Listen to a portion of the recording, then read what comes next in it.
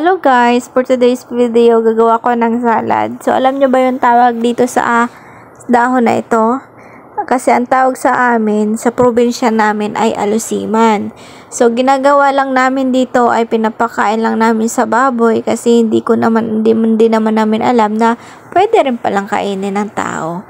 So, ayan, gagawin ko siyang salad. So, masarap din pala siyang ilagay sa tinola, sa mga gulay-gulay na niluluto. Pwede pala siya sa mga fritada, menudo, mga ganun.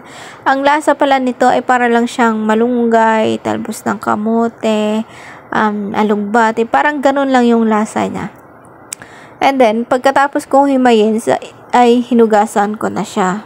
Saka ko ilalagay sa isang malinis na lagayan. So, meron pang natira kaso maliliit na. Kaya yung malalaki lang kasi yung kinuha ko. And meron din akong sibuyas na puti dito. So, gagayatin ko lang siya ng pahaba. So, and then meron din akong cucumber dito. So, gayatin ko lang din siya ng maliliit. So, akala ko dito sa dahon na ito, yung tinatawag na alusiman sa amin, ay akala ko ay nakakalason. Kasi, hindi naman siya pinapansin dun sa amin. Kasi baboy lang naman ang kumakain at saka naandun lang siya sa gilid-gilid ng bahay namin. Ganon. Tapos baboy lang yung nakikinabang. So, hindi pala natin alam yung mga yung mga dahon-dahon sa gilid ng bahay natin ay pwede din palang ulamin. Kaya kaya pag walang ulam, so pwede na kayong kumuha sa gilid-gilid lang na pwedeng maulam. Hindi pala siya nakakalason. So, ayan, masarap siya guys. Pero pag dito sa salad, hindi ako kumakain. Kasi nalalasahan ko talaga yung lasa niya na para siyang hilaw. Ganon. Pero kapag pag hinalo siya sa mga gulay sa iba't ibang putahe, para lang siyang, nalalasahan ko siya para siyang malunggay or yung alugbati. Kaso madulas lang yung alugbati. Pero parang ganon. And then, dito naman, sa sunod kong ginayat ay yung parsley. So, yan yung mga kasama ng lahon. Puro green siya. Ay, nakalimutan ko pala yung wait lang. And then, meron akong kubos dito guys. Kubos, ilalagay natin siya dito sa air fryer ng mga 4 minutes. So, nakalimutan ko pala magayat ng bell pepper na green. So, kasamahan sana niya yun. So, masarap din siyang ihalo doon sa salad. Kaso, nakalimutan ko na.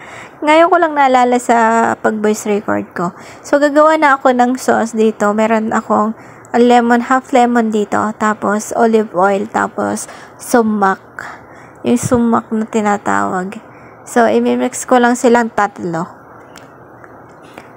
So, bago naman yan ilalagay yung sauce natin, kailangan ay pag naluto na yung ating kubos dun sa air fryer. Para pati yung ating kubos ay malalagyan ng sauce. So, pwede siya yung green yung tinatawag na alusiman. So, ang dami niyan sa gilid ng bahay namin dati, hindi talaga pinapansin. Minsan kinakain na lang ng baboy, ganun kahit hilaw, tapos minsan binubunot naman, tapos lalagain, tapos ipakain sa baboy. Hindi naman pinapansin, gawa nga ng sabi ay nakakalason.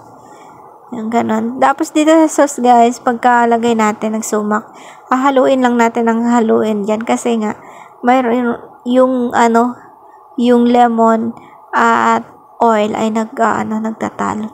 Kaya haluin siya ng haluin para pantay yung magpantay. Hindi ko na alam kung basta lang siya i-mix lang ng i-mix. And then, pagkatapos nito ang ating kubos, luto na yung ating kubos, saka naman natin ilalagay. Nakalimutan ko talaga yung bell pepper, sayang. Ngayon ko lang naalala.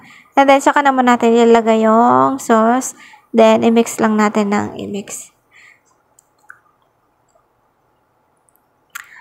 So, So, ayan guys. So, yun lang yung update ko sa inyo for today's video. Hanggang dito lang yung video ko guys. So, thank you for watching everyone. God bless sa ating lahat. And don't forget to like and subscribe to my YouTube channel.